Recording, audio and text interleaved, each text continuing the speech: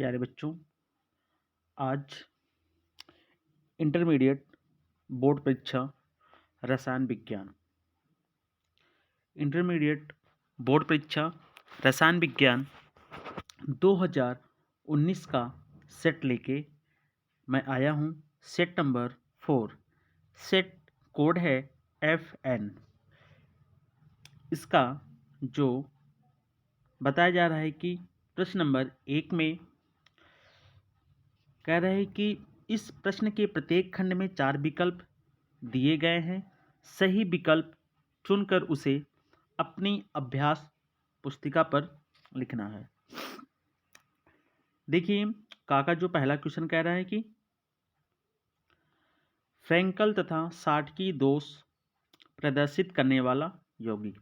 Frankel और जो साटकी दोष प्रदर्शित करने वाला यौगिक है उसका आंसर हो जाएगा AgBr। क्या हो जाएगा? AgBr हो जाएगा। पहले का खा नंबर जो प्रश्न कह रहा है कि निम्नलिखित या निम्न से सर्वाधिक प्रासरण दाब वाला यौगिक है। यानी सबसे अधिक जो प्रासरण दाब रखने वाले यौगिक की बात की जा रही है, तो सबसे अधिक प्रासरण दाब जो रखने वाला यौगिक होता है 1 मोल यानी NH4 का 3 और PO4 हो जाएगा। अगले प्रश्न की बात करते हैं कि 25 डिग्री सेल्सियस पर लिथियम, बोरान, सोडियम, मैग्नीशियम के मानक अपचयन विभव।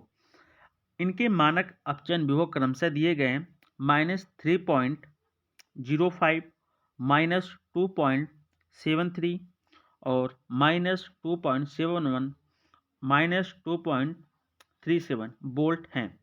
सबसे प्रबल आक्सीकारक कौन होगा? तो सबसे प्रबल की बात की जा रही है। ध्यान, सबसे प्रबल आक्सीकारक कौन होगा? तो इसमें से देखेंगे, ये बता रहा है कि -3.05 हो गया, -2, दूसरा कह रहा है -2.73 हो गया, और तीसरा कह रहा है कि अब देखो सबसे कम कौन है, तो सबसे कम है ये हमारा आंसर। कौन सा सबसे कम है? जो सबसे कम देखिए लास्ट वाला, लास्ट जो प्रश्न है ये कह रहा है कि -2.7, -2.37, ये जो इसी का देखो मैग्नीशियम, तो इसी का है। तो सबसे प्रबल आक्सीकारक की बात की जाएगी तो सबसे प्रबल आक्सीकारक मैग्नीशियम 2+ आयन वाला है। अगला प्रश्न कह रहा है कि अभिक्रिया A+2B उत्पाद के लिए वेग स्थिरांक, यहाँ कह रहा है कि वेग स्थिरांक R इक्वल टू, ठीक है, ब्रैकेट में A और फिर ब्रैकेट में A², कह रहा है कि इससे प्रदर्शित किया जाता है। तो अभिक्रिया की कोट क्या होगी?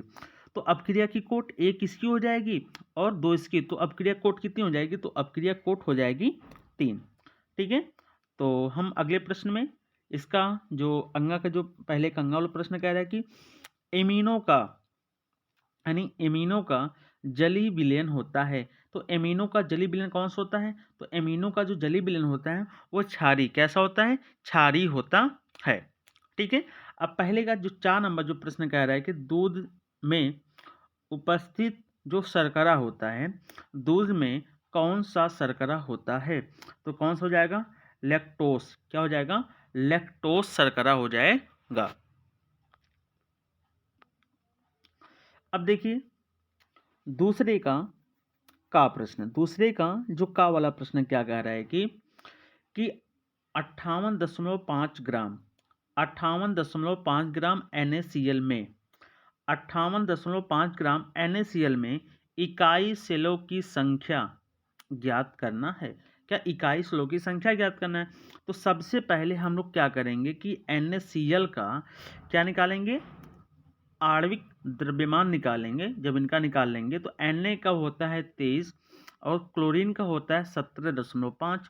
तो इनको जब जोड़ लेंगे 23 और 23 और 35.5 को जोड़ेंगे तो हो जाएगा 58 हमारा हो जाएगा कितना? 58.5 हो जाएगा। ठीक, तो ये हो जाएगा, तो इसका निकल गया।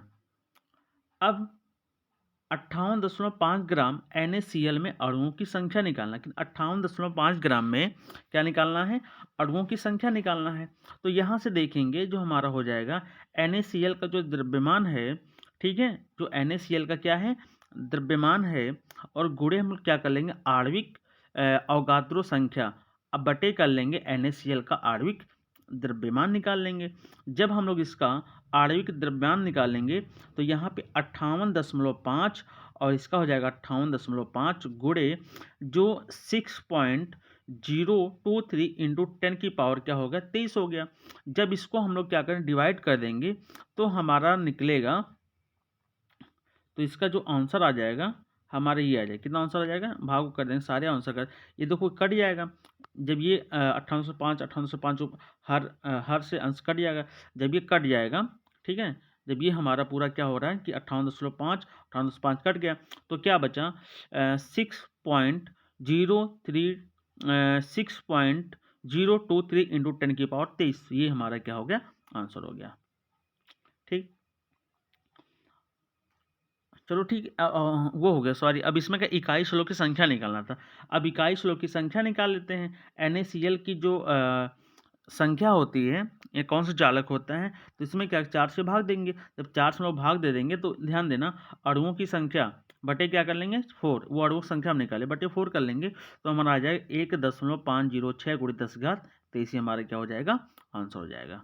ठीक है बच्चों, इसी का जो दूसरे का जो खा नंबर जो प्रश्न कह रहा है, दूसरे खा कह रहा है कि 3 ग्राम यूरिया को, कह रहा है 3 ग्राम यूरिया को 100 ग्राम जल में घोलने पर, 3 ग्राम यूरिया को जब हम लोग 100 ग्राम जल में घोलने पर जल के क्वथनांक में उन्नयन की क्या करना है, गणना करना है। जल के लिए मोलल और उन्नयन स्थिरांक का जो मान होता है 0.52 kg प्रति मोल, क्या होता है, 0.52 kg प्रति क्या होता है, मोल होता है। चलिए ठीक है, यहाँ जो स्मॉल डब्ल्यू का मान क्या दिया गया, 3 ग्राम, और यहाँ पे कैपिटल डब्ल्यू का मान दिया है कितना, 100 ग्राम, और यहाँ पे केबी का जो मान दिया गया 0.52 दिया गया है। स्मॉल एम यानी यूरिया का सूत्र NH2CO क्या होता है, NH हमारा 2 होता है। ठीक है, यूरिया का, जब यूरिया का हम लोग आणविक द्रव्यमान निकाल लेंगे, किसका, यूरिया का जब आणविक द्रव्यमान निकाल लेंगे तो हमारा हो जाएगा कितना, 60, कितना होता है, 60 हो गया। ठीक है, अणुभार उसको बोल लो, अणुभार यूरिया का 60 हो गया। तो हमको क्या निकालना है, इस सवाल में हमको क्या डेल्टा टी भी निकालना है। तो इसके लिए जब डेल्टा हम लोग को क्या टी भी निकालना है तो 1000 गुणे के बी इंटू स्मॉल डब्लू बटे एम इंटू डब्लू हो गया, ये हमारा फार्मूला हो गया। इस पे रखेंगे 1000 गुणे 0.52 इंटू 3 अपान कर लेंगे हम लोग 60 गुणे 100 कर लेंगे, तो यहाँ से काट और देंगे तो हमारा आ जाएगा, जो उसकी वैल्यू आ जाएगी 0.23 हमारा केल्विन में आंसर आ जाएगा। जो प्रश्न ये कह रहा था, क्या पूछा था प्रश्न, मोलल उन्नयन स्थिरांक की गणना करना था। तो यहाँ पे जो मोलल उन्नयन स्थिरांक हो गया, तो इसका जो आंसर आ जाता है मोलल स्थिरांक का, तो इसका आंसर है 0.26 केल्विन। चलिए ठीक है, अगले प्रश्न चलते हैं। दूसरे का ग कह रहे निम्नलिखित सेल के EMF की क्या करना है, गणना करना है। निम्नलिखित सेल के EMF की गणना, इलेक्ट्रोमैग्नेट, इसका इलेक्ट्रोमैग्नेटिक फोर्स होता है, तो इसकी गणना हम लोग कैसे करते हैं ये बता रहा हूँ। ठीक है, इसकी गणना करने के लिए हम लोग सर्वप्रथम क्या करेंगे, जो हम लोग को दिया रहे पहले देखते हैं। जबकि E0 की जो दिया गया है जिंक 2+ आयन और कॉपर 2+ आयन का जो मानक, ठीक है, इनका वोल्ट दिया गया है 0.76 वोल्ट तथा दिया गया है प्लस 0.34। ठीक है, और इनकी सांद्रता 1 मोलर है। तो मैंने आपको सबसे पहले हमने बताया था, इसके लिए हम लोग क्या लगाते हैं, ठीक है, फार्मूला लगाते हैं, ई एनोड माइनस ई कैथोड लगाएंगे, ये थोड़ा सा उल्टा हो गया है। तो यहाँ पे जो हमारा हो जाएगा, जो हमने आप लोग को पहले बताया, जो प्लस वाली वैल्यू पहले लिखते हैं, फिर माइनस वाली वैल्यू रखते हैं, फिर दोनों को मिला के क्या जोड़ देंगे, तो जो हमारा आ जाएगा 1.11 वोल्ट। या ध्यान देना, तो होता है ई एनोड माइनस क्या होता है, ई कैथोड होता है। ठीक है, तो जो माइनस वाली वैल्यू पहले रखते, बीच में माइनस फार्मूला होता है, तो ये जो माइनस है, ये माइनस जब ये ब्रैकेट खोलेगा तो माइनस माइनस प्लस हो जाएगा, तो इसकी जो वैल्यू आ जाएगी 1.11 वोल्ट हमारा आ जाएगा। ठीक है, तो ये हमारा आंसर हो गया।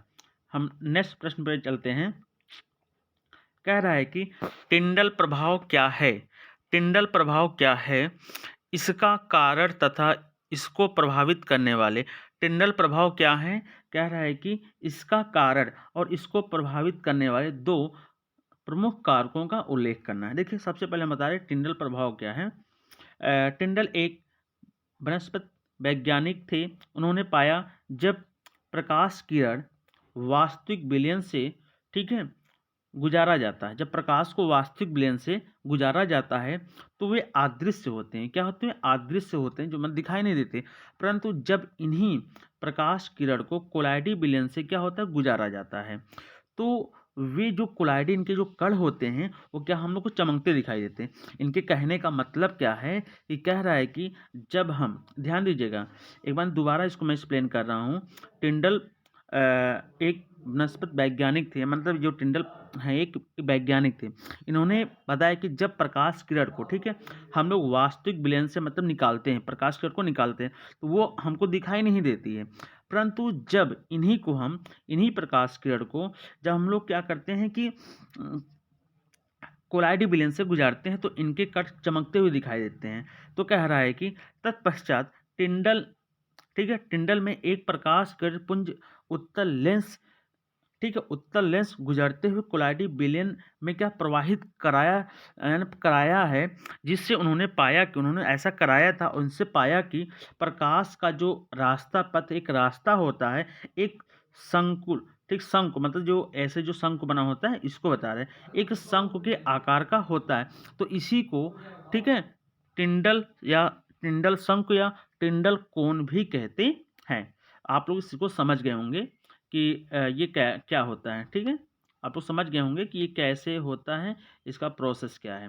देखिए, एक मैं दोबारा बता रहा हूँ कि सुनिए, टिंडल, पहली बात तो टिंडल कौन थे? टिंडल एक वनस्पति वैज्ञानिक थे। उन्होंने देखा कि जब प्रकाश किरण को वास्तविक विलयन से उन्होंने जब उसको गुजारा तो उन्होंने देखा कि मतलब वो अदृश्य रहता है।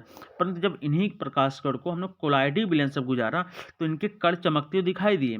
इसके पश्चात टिंडल, ठीक है, टिंडल में एक प्रकाश कण पुंज उत्तल लेंस द्वारा गुजरते हुए कोलाइडी विलयन में क्या होता है, कराया।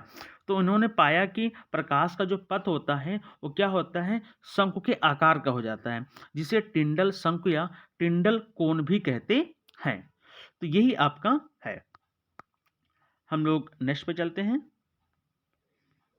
देखिए, कह रहा है कि 72 ग्राम जल तथा 92 ग्राम एथिल एल्कोहल के मिश्रण में, ठीक है, एथिल एल्कोहल के मिश्रण में दोनों के मोल प्रभाव की गणना करना है। ठीक, कोई दिक्कत नहीं। अब देखिए प्रश्न क्या कह रहा है। प्रश्न ये क्या कि 72 ग्राम क्या जल तथा और बताया गया 92 ग्राम एथिल एल्कोहल के दोनों मिश्रण में कह रहा है मोल प्रभाव की गणना करना है। तो चलो ठीक है, इसमें डब्ल्यू का मान कितना दिया, 72 ग्राम। तो इसके साथ हम जल लिया गया तो जल का निकाल लेंगे, आर मान कितना हो गया, 18 हो गया। चलो ठीक है, अब इनके हम मोलों की संख्या निकाल लेंगे। तो भार बटे क्या होता है, अणुभार होता है। तो भार हमारा कितना 72 है, अणुभार हमारा कितना 18 है। तो जब 72 में 18 से भाग देंगे आ जाएगा 4, एक एन का मान निकल गया। इसमें देखते, इसको लेते हैं। ये बताया गया कि हमारा 92 ग्राम एथिल एल्कोहल है, तो 92 ग्राम हमारा एथिल एल्कोहल, इसको ले लिया। और ये कह रहा है कि अब एथिल एल्कोहल जब अणुभार निकालेंगे तो इसका हो जाएगा कितना, 46। तो हम लोग जब 92 में 46 से भाग 2 आ गया। ठीक है, अब जो फार्मूला क्या होता है, देखो फार्मूला दोनों का निकालना है। तो एक बार रखेंगे हम लोग क्या, जिसका निकालना, मान चलो कि हम जिसका निकालना है उसको ऊपर रखते हैं। ठीक है, 4 आया है तो पहले जल का निकाल लेते हैं। तो cap small N upon small N plus capital N हो जाएगा। तो यहाँ पे हम लोग रख लेंगे। तो जो आ जाएगा हम लोग का कि 4 बटे 4 प्लस 2 बराबर 4 बटे 4, तो 6 हो जाएगा। तो 6 में हम लोग क्या करें, भाग दे देंगे। तो जब इसको भाग देंगे तो इसका जो आंसर हो जाएगा 0.667 आ गया। ठीक है, लेकिन इसी को जब हम लोग इसमें भाग देंगे, हम लोग यहाँ पे इसका निकालेंगे। ठीक है। जब एथिल अल्कोहल का निकालेंगे तो यहाँ पे कैपिटल अपान स्मॉल प्लस कैपिटल निकालेंगे, ठीक है। जब यहाँ पे निकालेंगे 2/4 + 2 6, तो 2/6, तो 2/6 को जब भाग दे देंगे हम लोग का आंसर क्या आ जाएगा 0.33 आ जाएगा, ठीक है। अब इन दोनों को जोड़ेंगे 1 के बराबर हो जाएगा। तो यही पूछा गया था हमारे सवाल में। एक बार दोबारा आपको सवाल को मैं एक बार दोबारा रिवाइज करवा रहा हूँ, तो बिल्कुल ध्यान से समझिएगा, ठीक है। इसी सवाल को दोबारा रिवाइज करवा दे रहा हूँ। देखिए आप लोग को थोड़ा सा जो भी डाउट होगा वो आपको दूर हो जाएगा, ठीक है। एक बार पुनः देखते हैं। जो प्रश्न क्या कह रहा था हमारा 72 ग्राम जल तथा 92 ग्राम एथिल एल्कोहल के मिश्रण में ठीक है, मिश्रण में दोनों के क्या मोल प्रभाव की क्या करना है, गणना करना है। तो देखिए सिंपल तरीका है, जो इसके निकालेंगे W बराबर 72 ग्राम हो गया, और जल के साथ तो 72 बटे जल का होता है 18, तो 72 में 18 से भाग दे देंगे तो हमारा क्या आ जाएगा 4 आ जाएगा, ठीक है। ये 4 आ गया। इसका ये कह रहा है कि 92 ग्राम एथिल अल्कोहल है, तो जब 92 में हम लोग एथिल अल्कोहल का निकालें 46 है, 92 46 भाग दें 2 आ जाएगा। अब दोनों का क्या मोल प्रभाव निकालना है, तो दोनों मोल प्रभाव निकालने के लिए तो ये फॉर्मूला रख लेंगे। जिसका निकालना है मान लो उसको ऊपर, दोनों को जो इनका आया है एथिल अल्कोहल, जो इनकी मोल संख्या है ये है, इनकी यहाँ पे मोल संख्या 2 आई थी ना, भाग देने पे 2 आई थी, यहाँ से ले लेंगे 2 से, तो 4/4 + 2 कर लेंगे। अब यहाँ 4/6 है, जब इसको भाग दे देंगे तो हमारा 0.667 आ जाएगा, ठीक है। जब इसका निकाल लेंगे इनका, जैसे एथिल अल्कोहल निकाला, इनकी मोल संख्या 2 आई थी, 2/4 + 2 कर लेंगे तो हमारा आ जाए 2/6, इसको भाग देंगे तो 0.33 आ जाएगा आंसर, ठीक है।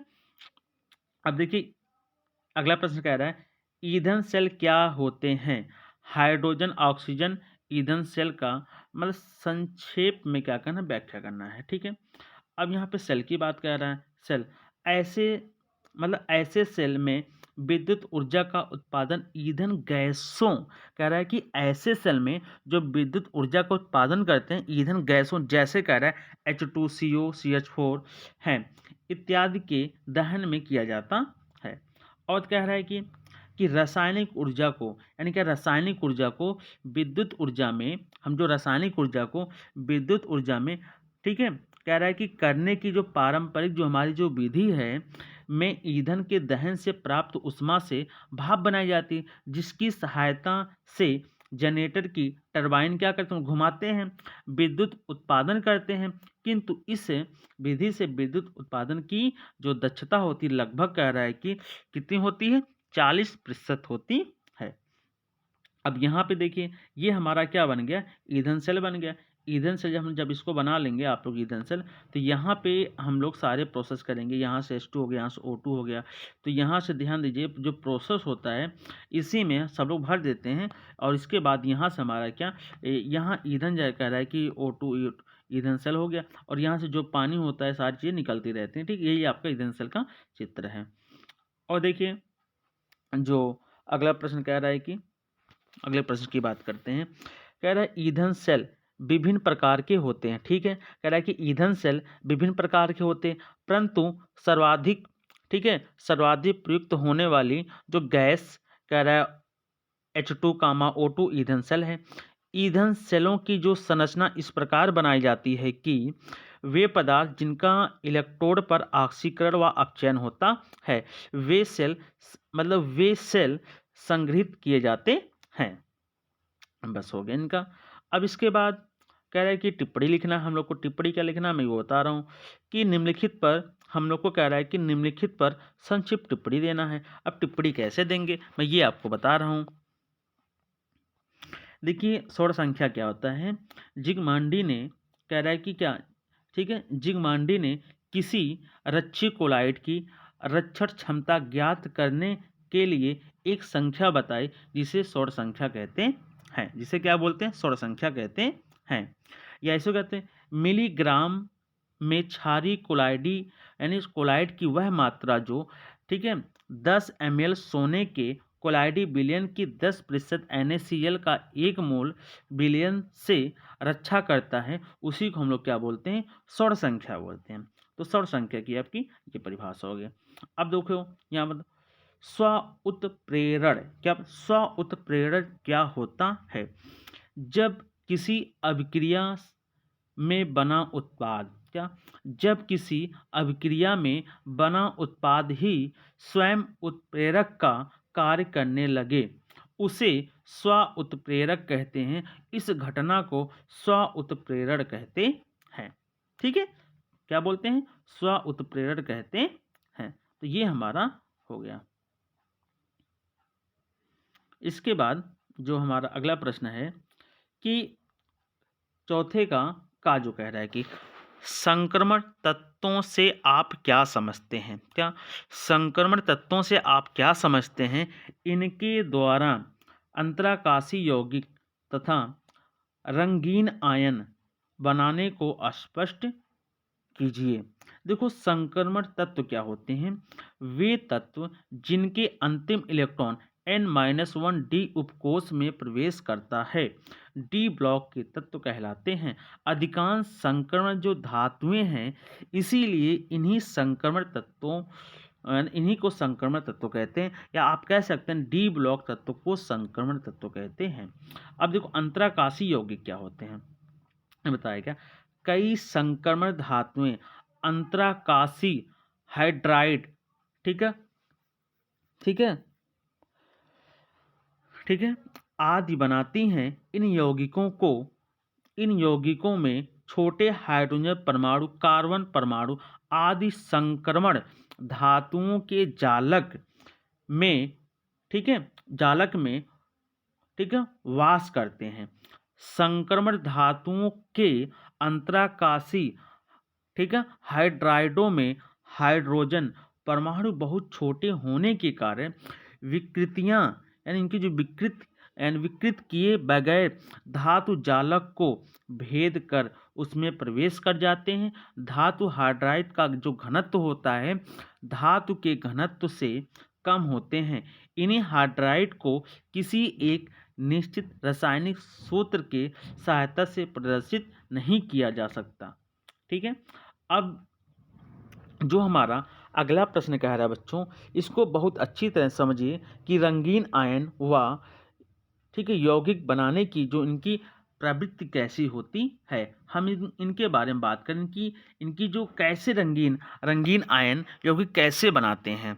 ठीक है, देखो, इन तत्वों के जिन आयनों में n-1d उपकोष पूरा भरा नहीं होता है, इनके आयन तथा यौगिक रंगीन होते हैं। जैसे कॉपर 2+ आयन क्यूप्रिक यौगिक नीले रंग के होते हैं। क्या होते हैं? नीले रंग के होते हैं। इसके बाद नेक्स्ट प्रश्न कह रहा है, शिम्ट अपक्रिया द्वारा एथिल, ठीक है, एथिल एमीन बनाने का रासायनिक समीकरण लिखिए। और एथिल एमीन की, ठीक है, एसिटल्डिहाइड तथा नाइट्राइस अम्ल के साथ होने वाली अपक्रिया के रासायनिक समीकरण भी हम लोग को देना है। ठीक है, अब इनके रासायनिक समीकरण देना है, तो यहाँ ध्यान देंगे। तो हम लोग यहाँ पे लेते क्या हैं? प्रोपेनोइक अम्ल। क्या लेते हैं? प्रोपेनोइक अम्ल को हाइड्रोजोइक अम्ल के साथ क्या करते हैं हम लोग? हाइड्रोजोइक अम्ल के साथ, यानी सल्फ्यूरिक अम्ल की उपस्थिति में जब इसको गर्म कर देंगे तो ये क्या होगा? ये टूटेगा, NH2 में तोड़ देंगे, तो ये C2H5 यहाँ से NH2 बना लेगा, एथिलेमिन बना गया। और यहाँ पे हमारा अभी यहाँ से एक नाइट्रोजन कम हुआ, तो यहाँ पे 2 नाइट्रोजन हो गया, और यहाँ से ये पूरा CO2 निकल जाएगा, यानी COO निकल के यहाँ पे CO2 बना लिया। तो ये हमारा क्या होगा? प्रोपेनोइक अम्ल को जब हम लोग हाइड्रोजोइक अम्ल के साथ अपक्रिया करवा देंगे तो हमारा बन जाएगा एथिलेमिन बन जाएगा। तो यही हम लोगों से पूछ रहा था। ठीक है, अगला प्रश्न है कि एथिल एमीन की एसिटल्डिहाइड के साथ अपक्रिया, मतलब एथिल एमीन की एसिटल्डिहाइड के साथ अपक्रिया देना है।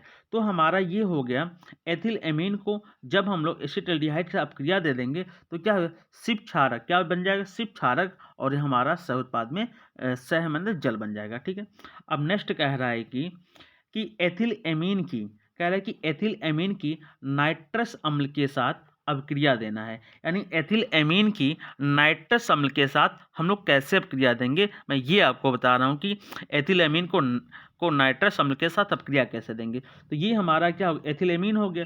जब हम लोग यहाँ पर नाइट्रस अम्ल लिया है, HNO, 2 को बोलते हैं नाइट्रस अम्ल और HNO3 को नाइट्रिक। तो यहाँ पे नाइट्रस अम्ल, एथिल को नाइट्रस अम्ल से अपक्रिया करवा देंगे।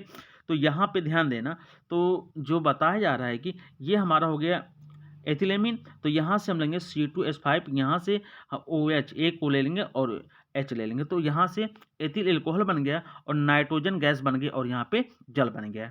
ठीक है, जो अगला प्रश्न कह रहा है कि पूर्तिरोधी तथा प्रतिजैविक क्या होते हैं, इसके प्रमुख कार्य और उदाहरण भी दीजिए। अब हम लोग को बताना है कि प्रतिजैविक क्या होते हैं। प्रतिजैविक क्या होते हैं?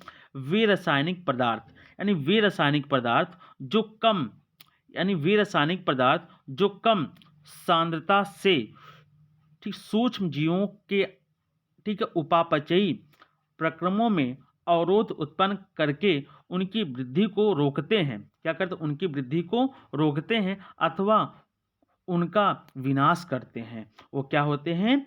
प्रतिजैविक। क्या होते हैं? प्रतिजैविक होते हैं।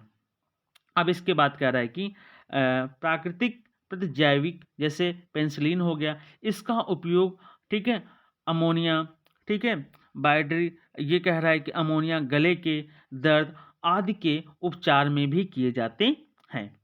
अब देखिए संश्लेषित प्रतिजैविक क्या होते, इनका उपयोग कह रहा है टीबी के इलाज में किया जाता है।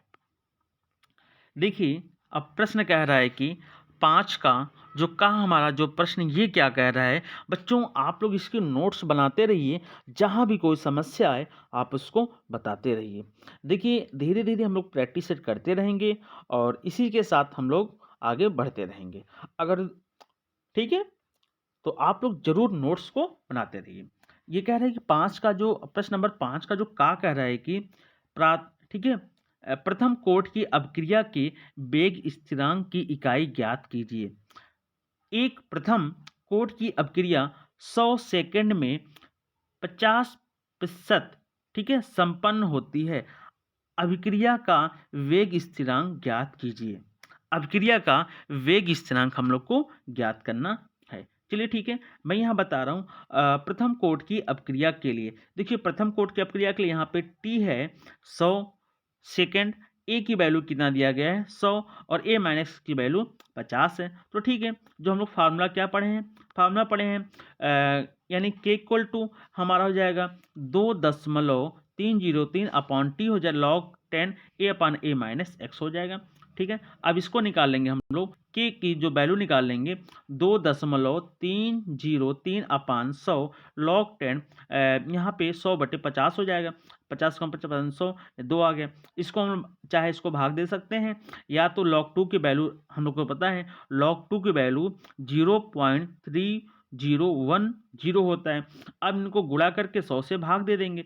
जब गुणा करके 100 से भाग दे देंगे तो हमारी जो वैल्यू निकल जाएगी 0.6932 इंटू 10⁻²। जब इसको एक दशमलव इधर लेके आएंगे तो एक हमारा 10⁻³ और बढ़ जाएगा, तो हमारा ये आंसर हो जाएगा। ठीक है, इसी का जो गा नंबर जो कह रहा है कि बर्नर सिद्धांत की कह रहा है कि बर्नर सिद्धांत की अवधारणाएं लिखिए और निम्न यौगिक के IUPAC नाम भी लिखना है। ठीक है, इन यौगिक का हम लोग IUPAC नाम भी देना है। आप कह रहे हैं पोटेशियम 3CONO2 का 6 बताया गया। अब इनका IUPAC नाम देना है तो इनका हो जाएगा पोटेशियम के है तो पोटेशियम, अब यहाँ पे 6 है तो इसके लिए 6 के लिए क्या हेक्सा लगा है। अब यहाँ पे NO2 के लिए क्या नाइट्रो लग गया। अब यहाँ पे CO के लिए कोबाल्ट, अब आयन निकाल लेंगे तो हमारा हो जाएगा पोटेशियम हेक्सा नाइट्रो कोबाल्ट। क्या पोटेशियम हेक्सा नाइट्रो कोबाल्ट हो जाएगा।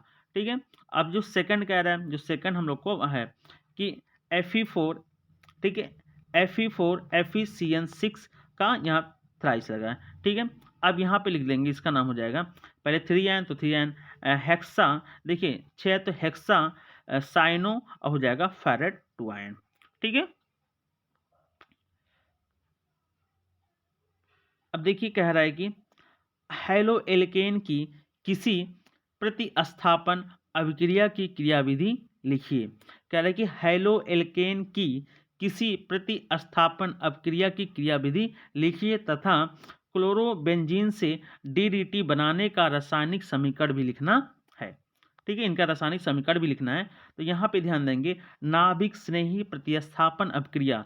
देखिए हैलो होता क्या है, हैलो एल्केन में कार्बन परमाणु जो होता है, हैलो एल्केन में जो कार्बन परमाणु होता है अपने से अधिक, कह रहा है कि अपने से अधिक, ठीक है, विद्युत ऋणात्मक हाइड्रोजन परमाणु से क्या होता है, जुड़ा होता है। विद्युत इनकी जो ऋणात्मकता में विभिन्नता के कारण, ठीक है, आबंध जो ये कह रहा है कि आबंध उच्च जो ध्रुवीय होता है, इसीलिए इस आबंध का कार्बन परमाणु नाभिक स्नेही के आक्रमण पर प्रमुख केंद्र होता है। क्या होता है, प्रमुख केंद्र होता है। यहाँ पे बताया जा रहा है C2H5Cl को NaOH के साथ जब यहाँ पे अपक्रिया करवा देंगे, C2H5OH को NaCl के साथ हमने क्या करवा दिया, अपक्रिया करवा दिया। अब यहाँ पर, ठीक है, अब यहाँ पे बता क्लोरोएथेन लिया गया, H2O लिया गया, अब यहाँ पे नम सिल्वर ऑक्साइड लिया गया। जब यहाँ से अपक्रिया कराया गया 2C2H5OH हो गया, 2Ag हो गया, 2Ag यानी सिल्वर क्लोराइड का अवक्षेप बन गया। नेक्स्ट जो हमारा प्रश्न कह रहा है कि हाँ ठीक है, क्लोरोबेंजीन से हम लोग को क्या बनाना है कि DDT कैसे प्राप्त करेंगे। तो यहाँ पे CCl6CHO लिया गया। अब इसको हम लोग लेने के बाद यहाँ पे, ठीक है, इसके साथ अपक्रिया करवा रहे हैं, बेंजीन से अपक्रिया करवा देंगे। तो यहाँ पे जो अपक्रिया है C2SO4 कैटालिस्ट है। अब जब ये अपक्रिया करे CCl3CH और यहाँ से बना क्या, देखो, तो ये बन गया क्लोरोबेंजीन। यहाँ पे क्लोरोबेंजीन, अब इस अपक्रिया को जोड़ देंगे, हम लोग इसी को जो बोलते हैं इसे बोलेंगे, ठीक है, DDT, ठीक है, DDT, ठीक है, डाइक्लोरो डाइफेनिल, ठीक है, ट्राइक्लोरोएथेन। तो ये हमारा बन गया। अब देखिए जो प्रश्न नंबर जो 6 कह रहा है कि प्रश्न नंबर 6 की हम बात करते हैं बच्चों। अगर इसमें जहाँ भी दिक्कत हो आप लोग इसको कंफर्म करते रहिएगा, ठीक है। जो भी सेशन चल रहा है इस सेशन को आप लोग जोड़ते रहिए, इस सेशन को अच्छे से देखते रहिए। जहाँ भी कोई दिक्कत आती है बच्चों आप बताते रहिए इस सेशन को। इसमें फिलहाल कोई सेशन में कोई दिक्कत नहीं होने वाली है। देखिए प्रश्न नंबर 6 का क्या कह रहा है कि एथिल एमीन, ठीक है, एसिटिलीन से एथिल एल्कोहल के, ठीक है, विचरण की विधि लिखिए। आयोडीन के क्षारीय विलयन के साथ एथिल एल्कोहल की अभिक्रिया का रासायनिक समीकरण भी लिखे और ल्यूसाक परीक्षण द्वारा प्राथमिक, द्वितीयक और तृतीयक एल्कोहल में विभेद भी करना है। हम लोग को क्या करना है, इनको विभेद भी करना है। जो पहला प्रश्न है एथिल एमीन, ठीक है, एथिल एमीन के बारे में हाफमान ब्रोमोएमाइड की अभिक्रिया देना है।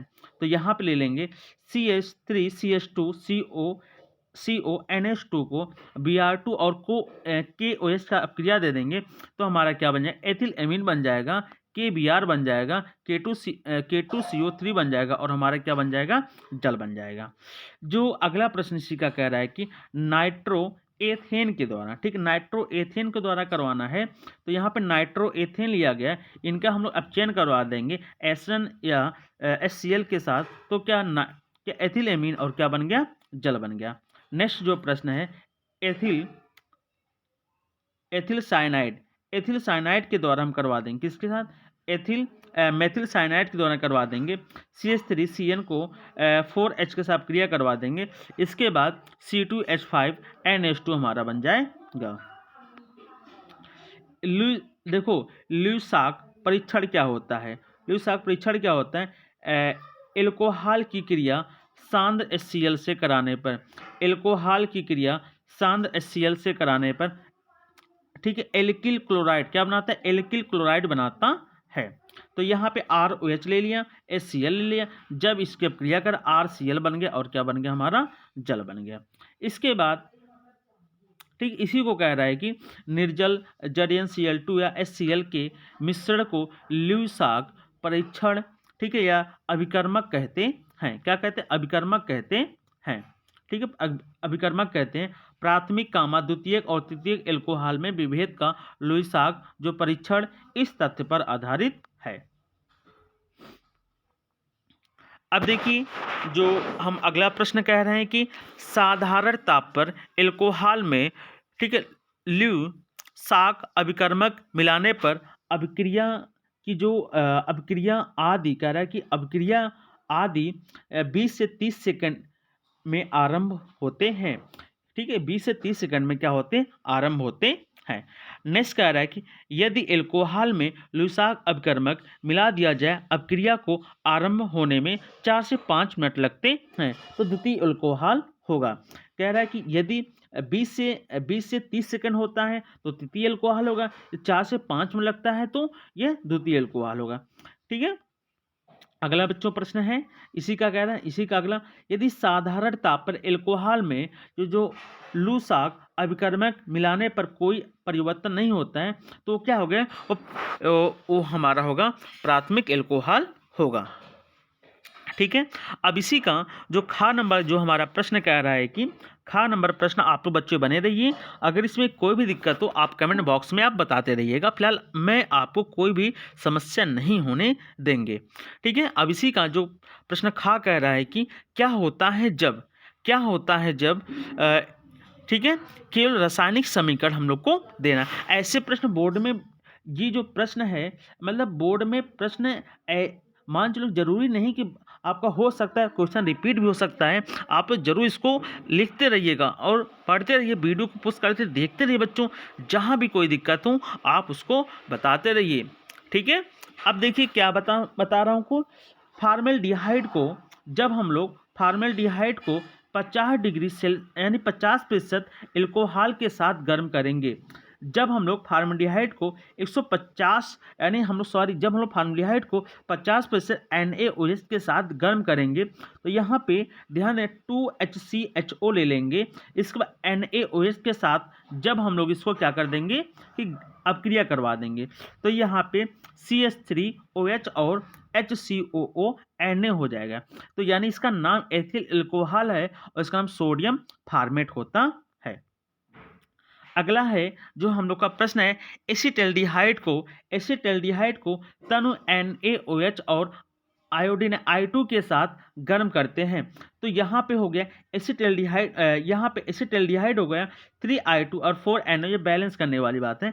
जब इसके साथ कर देंगे तो हम लोग का क्या आयोडोफार्म क्या बन जाएगा, आयोडोफार्म बन जाएगा, HCOONA हो जाएगा और 3NaI हो जाएगा और 3H2O मिल जाएगा। अगला जो प्रश्न है, एसिटल्डिहाइड को टालेन अभिकर्मक के साथ गर्म करेंगे। जब हम लोग एसिटल्डिहाइड को टालेन अभिकर्मक के साथ गर्म करेंगे तो CH3CHO को जब Ag2O के साथ अपक्रिया करवा देंगे, ये CH3COOH और 2Ag हम लोग का बन जाएगा। इसी को हम लोग बोलते हैं क्या, टालेन अभिकर्मक। इसी को क्या बोलते हैं हम लोग, टालेन अभिकर्मक कहते हैं।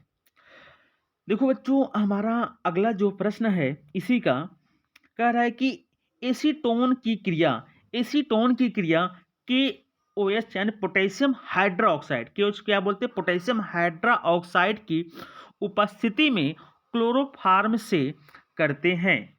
ठीक है, जब हम लोग का हो गया एसीटोन, क्या CH3COCH3, ये क्या एसीटोन हो गया और ये क्या हमने लिया, क्लोरोफार्म लिया। अब कह रहा है कि इसकी हम लोग जब उपस्थिति में गर्म करेंगे तो क्या क्लोरीटोन, क्या अपना क्लोरीटोन बनेगा यहाँ पे, तो ये हम लोग को बनेगा क्लोरीटोन बन गया।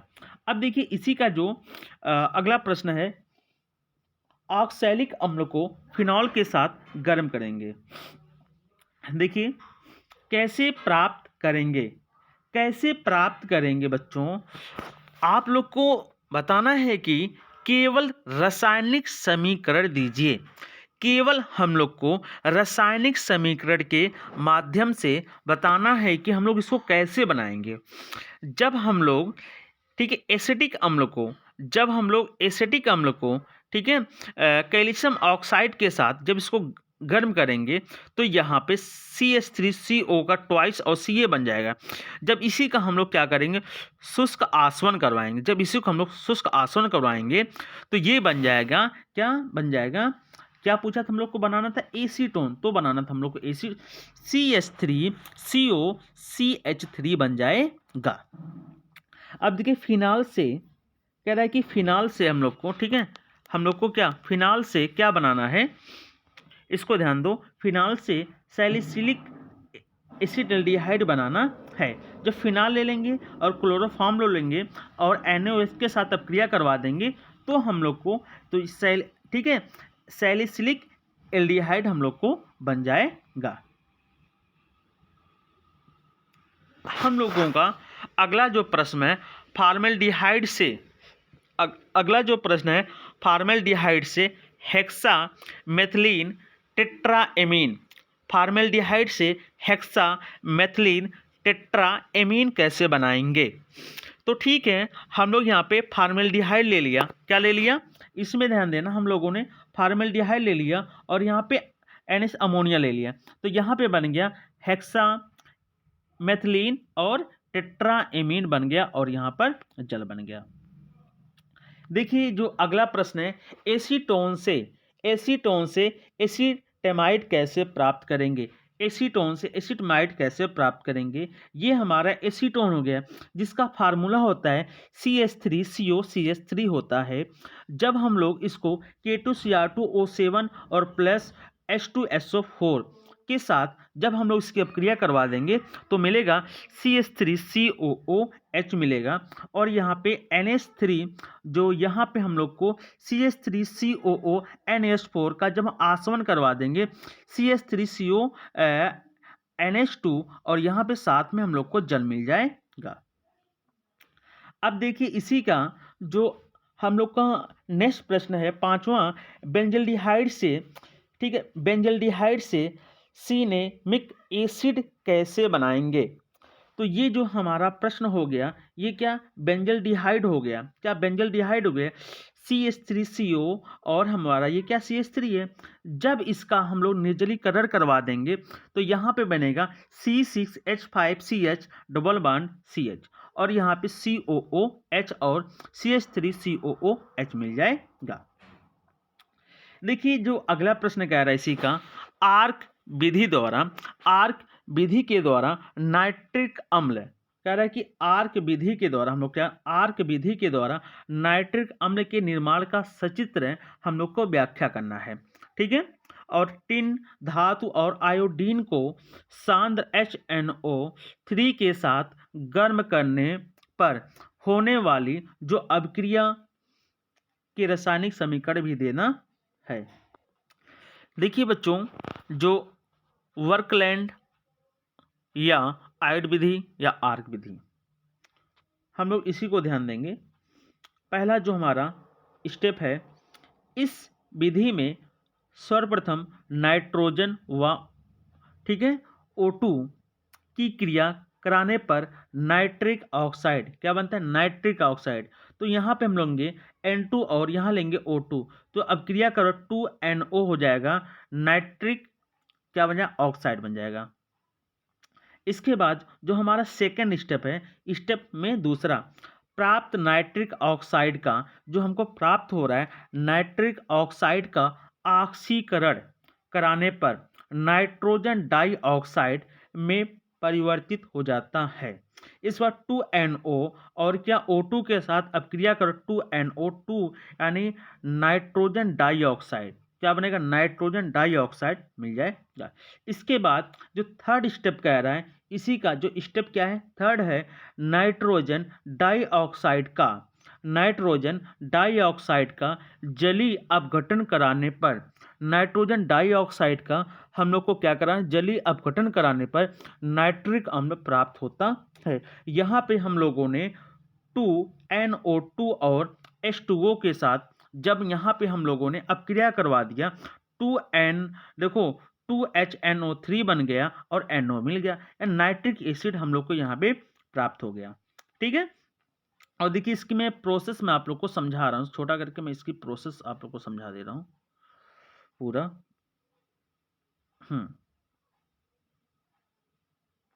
ध्यान दीजिएगा।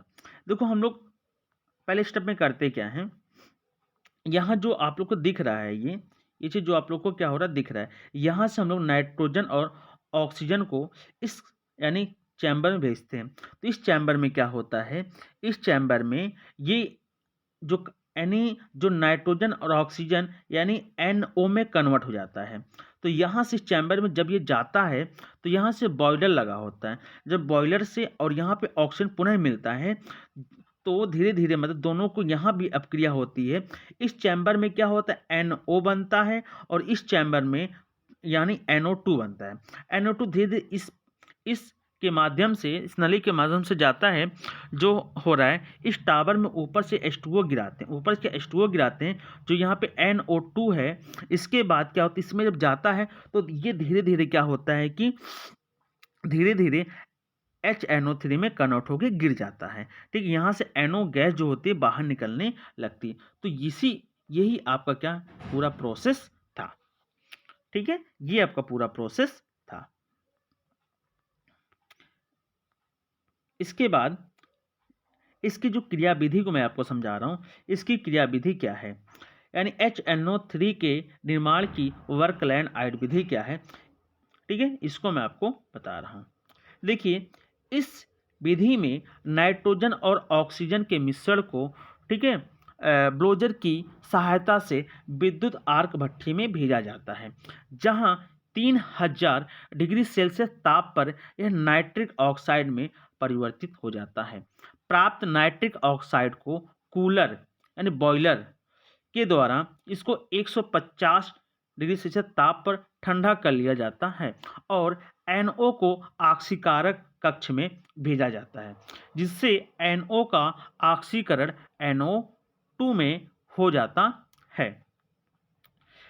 ठीक है, इस प्रकार प्राप्त NO2 को अवशोषण कक्ष के निचले सिरे में प्रवाहित करते हैं, जहां कह रहा है कि कॉर्टेक्स के टुकड़े या पत्थर रखे होते हैं। ऊपर से जल फुहारे के रूप में गिरता रहता है, जिससे NO2 का जल अपघटन HNO3 में हो जाता है। तो ये विधि बेटा आपको लिखनी है। इस विधि को मैं दोबारा आपको बता रहा हूँ। देखो, यहाँ क्या होता है कि बॉयलर की सहायता से, पहले मैं इसको इरेज कर देता हूँ, आप लोग को पूरा बता रहा हूँ, पहले मैं इसको इरेज कर देता हूँ।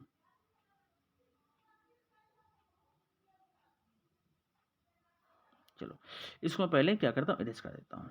अब ध्यान दीजिएगा, अब देखिए यहाँ पे बताया जा रहा है। देखो, यहाँ पे ऑक्सीजन और नाइट्रोजन को दोनों का मिश्रण हम लोग इसमें क्या करते हैं, दोनों का मिश्रण इसमें प्रवाहित करते हैं।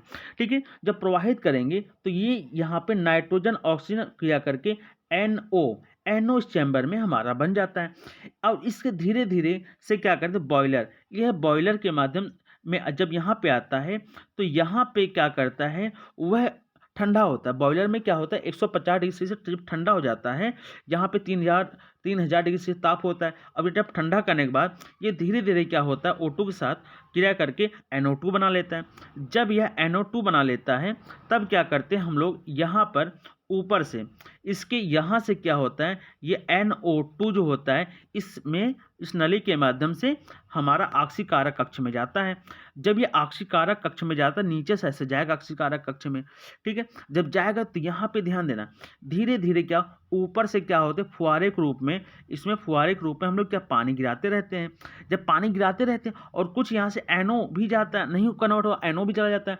अब जब इनका यहाँ पे NO2 का जल अपघटन होता है, इसमें जब NO2 का जब अपघटन होता है तो ये क्या होता है, तो HNO3 में क्या होता है कि HNO3 में कन्वर्ट हो जाता है और इस यहाँ पे ऐसे पात्र लगा होता है जिसमें क्या होता है, पानी पानी के रूप में या लिक्विड रूप में यहाँ पे HNO3 प्राप्त हो जाता है। ठीक है, ये आपकी क्रियाविधि हो गई। क्रियाविधि कुछ भी नहीं है, बिल्कुल आसान है। तो आप लोग क्रियाविधि जान गए होंगे। अब देख रहा है कि ग्लूकोज की यानी ग्लूकोज की खुली संरचना लिखिए। ग्लूकोज की खुली संरचना लिखिए तथा ग्लूकोज की, ठीक, एसिटिल क्लोराइड और फेनिल हाइड्राजीन के साथ अभिक्रियाओं के रासायनिक समीकरण भी लिखना है। ग्लूकोज और सुक्रोज में अंतर भी बताना है। चलिए ठीक है, अब ग्लूकोज सुक्रोज में अंतर भी बताना है। चलो ठीक है, ग्लूकोज की खुली संरचना क्या है, तो ग्लूकोज की ये क्या है, ग्लूकोज की खुली संरचना है, 1 carbon, 2 carbon, 3 carbon, 4 carbon, 5 carbon हो गया, कार्बन 5 हो गए। अब यहाँ पे ये ग्लूकोज की क्या होगी, खुली श्रृंखला हो गई। ग्लूकोज का सूत्र क्या होता है, कोई बताएगा? C6H12 और O6 होता है, ये ग्लूकोज का क्या होता है, सूत्र होता है। तो इनका स्ट्रक्चर आप लोग जरूर सीख लीजिएगा बनाने के लिए पेपर में, ठीक है। ऐसे ही प्रश्न पूछे जाते हैं पेपर में, ऐसे ही प्रश्न क्या होता है, पूछा जाता है, ठीक है। तो इसको जरूर आप लोग ध्यान से इसको आप लोग समझ लीजिएगा। और ग्लूकोज की क्रिया एसिटिल क्लोराइड के साथ हम लोग करवाएंगे। ग्लूकोज की क्रिया एसिटिल क्लोराइड के साथ हम लोग क्या करवाते हैं, तो क्या होगा, यहाँ पे ये ग्लूकोज का सूत्र हो गया, ACH3COL के साथ एंड जिंक कैटालिस्ट के साथ हम लोग क्या गर्म करेंगे, तो यहाँ पे ग्लूकोज पेंट्रा, ठीक है, एसीटेट हमारा बन जाएगा, क्या, ग्लूकोज पेंटा एसीटेट बन जाएगा और 5HCl बाहर हो जाता है। और देखिए अगला जो प्रश्न हम लोग का है, ग्लूकोज की क्रिया, कह रहा है कि ग्लूकोज की क्रिया फेनिल हाइड्रोजीन से, ग्लूकोज की जो हमारी क्या है, जो ग्लूकोज की हमारी क्रिया है, ठीक है, फेनिल हाइड्रोजीन से कराएंगे। तो ठीक है, हम लोग फेनिल हाइड्रोजीन से जब करवाएंगे तो यहाँ पे देखना है, तो ये हमारा क्या होगा, पूरा ग्लूकोज हो गया C2H5NH और HNO2 के साथ। जब हम लोग यहाँ पे करवा देंगे तो ये हमारी अपक्रिया, ठीक है, हमारी पूरी अपक्रिया इसको ध्यान से आप लोग देख करके आप लोग स्क्रीन शॉट ले लीजिएगा, ठीक है। इसको स्क्रीन शॉट लेकर के आप लोग इसको लिख लीजिएगा, एक बार इसको समझ लीजिएगा, ठीक है, अच्छे से। अगर कोई दिक्कत हो बताइएगा, मैं इसको समझा भी आपको दूंगा, ठीक है। अब देखिए ग्लूकोज और सुक्रोज में अंतर भी लिखना था। देखो टालिन अभिकर्मक के साथ इसका अंतर बता रहा हूँ कि टालिन अभिकर्मक के साथ क्या होता है, इसका अंतर वो बता रहा हूँ। देखिए कि टालिन अभिकर्मक के साथ इनका जो परीक्षण देंगे हम लोग, देखो टालिन अभिकर्मक तो जो कह रहे हैं ग्लूकोज रजत दर्पण बनाता है और सुक्रोज कुछ नहीं, कोई अपक्रिया नहीं होता है। अब उष्मा का प्रभाव, यानी शुष्क बर्फ शुष्क गर्म करने पर पहले पिघलता है और फिर भूरा रंग हो जाता है, तथा जली शक्कर की इसमें क्या होती है, इसमें जली शक्कर की गंध आती है। अब इसमें कह रहा है कि झुलस कर काली पड़ जाती है और जली शक्कर की गंध आती है और अंत में शक्कर का कोल शेष रह जाता है। कोल क्या होता है, शेष रह जाता है। इसके बाद कह रहा है कि प्रश्न, इसके बाद फेनिल विलयन से इनकी हम लोग को फेनिल विलयन से अपक्रिया देना है, यानी कॉपर ऑक्साइड का लाल अवक्षेप, ठीक है, रेजिनीकृत हो जाता है। कॉपर ऑक्साइड का लाल अवक्षेप रेजिनीकृत हो जाता है, कोई अपक्रिया नहीं होता है। अब देखिए अगला प्रश्न है, सांद्र H2SO4 का प्रभाव ठंडे में झुलसत नहीं है परंतु गर्म करने पर झुलसने से काला हो जाता है। ठंडे से झुलसकर काली पड़ जाती है।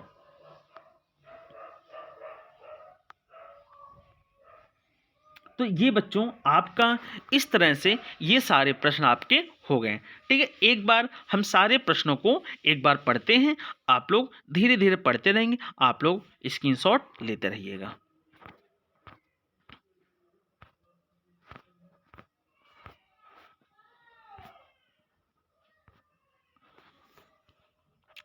देखिए हमने बताया था ये फ्रेंकल तथा साटकी दोष की फ्रेंकल तथा साटकी दोष, ठीक है, प्रदर्शित करने वाला यौगिक इसका था AgBr था। और इसके बाद हम ऐसे पढ़ रहे हैं, ठीक है, खा जो प्रश्न हमारा इसका है, इसका जो खा वाला जो प्रश्न